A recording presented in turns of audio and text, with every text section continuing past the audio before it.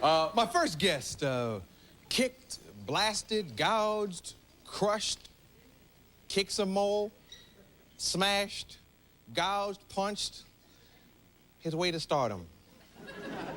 As the star of such films as Above the Law, Hard to Kill, and Marked for Death. He has a new film coming out. It opens April 12th. It's called Out for Justice. Please welcome Steven Seagal.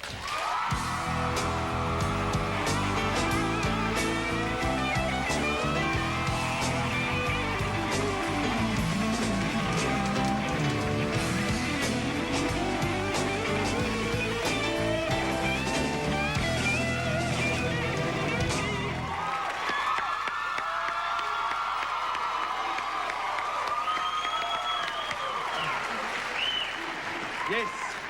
Oh, boy. You know what I heard today? That they just got a date for you to do Saturday Night Live, to host it? Apparently. Are you gonna do that? Yeah, why not? Have you ever done comedy? Yeah, I used to do stand-up. Stop, Steven, stop. It's a joke. You're That's too my serious. first attempt at comedy right there, and I failed, so maybe I better not do the show.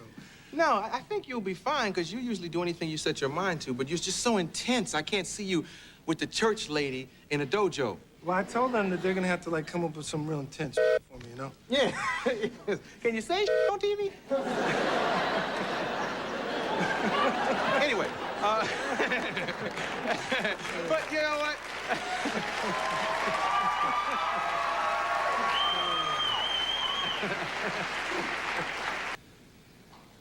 What mostly did you hate about it? Well, I think that, you know, you get into situations where people who are trying to, like, make a shot somehow, take a shot to, like, get somewhere, you know, at our expense, do that all the time. They've done it to you. They've done it to every star I know. And all I can say is, you know, this guy is like a 5'2" fat little, you know, male. And you know, that's, yeah. You know, that's his shot at me. That's how he can beat me up, you know? And, you know, he misquoted all my friends, and he was out to crucify me, and he did.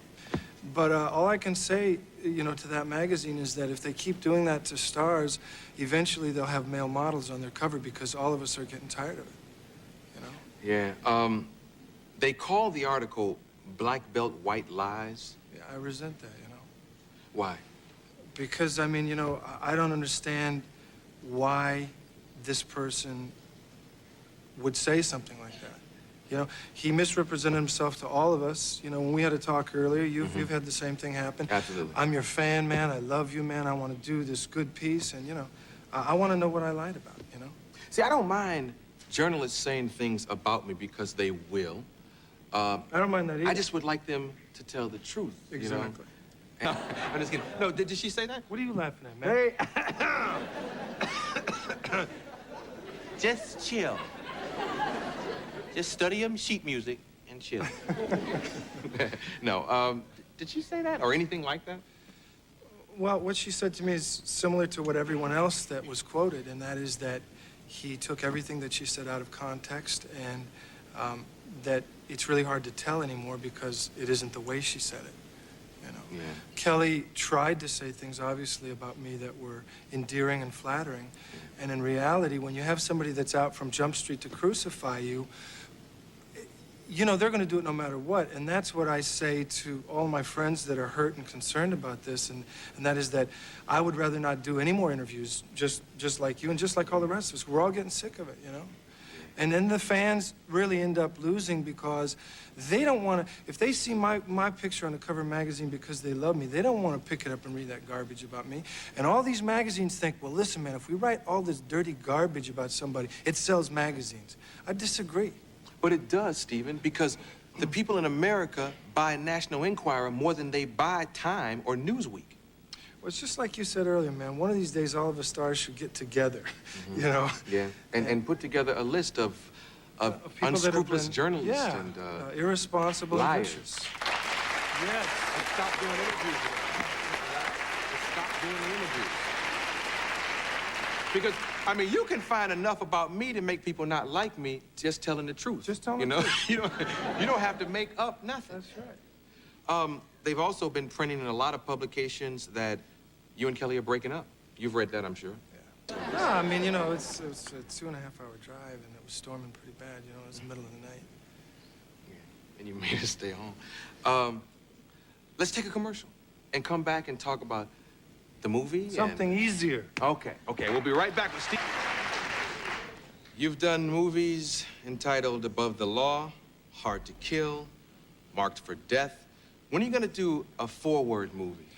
Well, in this movie, that title wasn't a title that I was fond of, and I can remember sort of trying to lobby my title with Warner Brothers, and they felt that title was better for them. What was your title? The Price of Our Blood, which is a sort of a more mafia title. Yeah, because I'm tired of these 3-word I am too, titles. but, you know? You could at least call it Out for Justice Man. Yeah. I didn't win that one. You know? Whenever, yeah. Okay, tell me about the movie. It's a picture that's about friendship, you know, which meant a lot to me. It's a picture about the neighborhood. So it's a real neighborhood thing. It's filmed primarily in Bensonhurst, real Italian, and a little bit in Sunset Park, which is a lot of Latinos, it's Puerto Riqueño, you know. And picture about friendship and the neighborhood. It's about 2 guys that are born and raised together in Brooklyn and are best friends all through life. And interestingly enough, fate's strange hand would have it that one becomes a mobster and one becomes a cop. Since you've been here last for Hard to Kill, we've had a lot of action-adventure stars popping out of the woodwork. Do you go watch the other guys? What do you think of Jeff Speakman or Van Damme?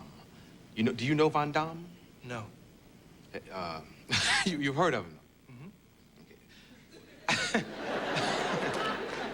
Let's start with him, Stephen. What do you think of his work? As a martial artist first.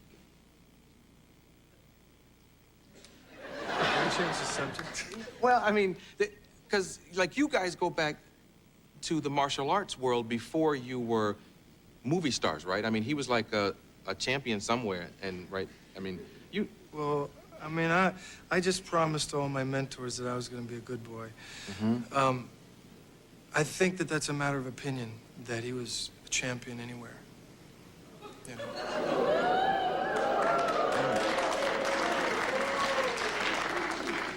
And I mean, you know, I'm not being catty or anything. I wish the guy all the best. But there are an awful lot of people who say that that's not true. How about Jeff Speakman? Nice guy, huh? I mean, I was very good friends with his teacher. You know, Ed Park was a good friend of mine. And he seems like a real good guy, this kid. I've never met him, but he seems like a good kid. Yeah, the guy that he studied under is dead now, but he was apparently really respected by Americans. Yeah, he was at the premiere for Marked with Death with you and me. He was when we came down the stairs, he was that big Hawaiian guy that came up and gave me a big hug. He was a good man.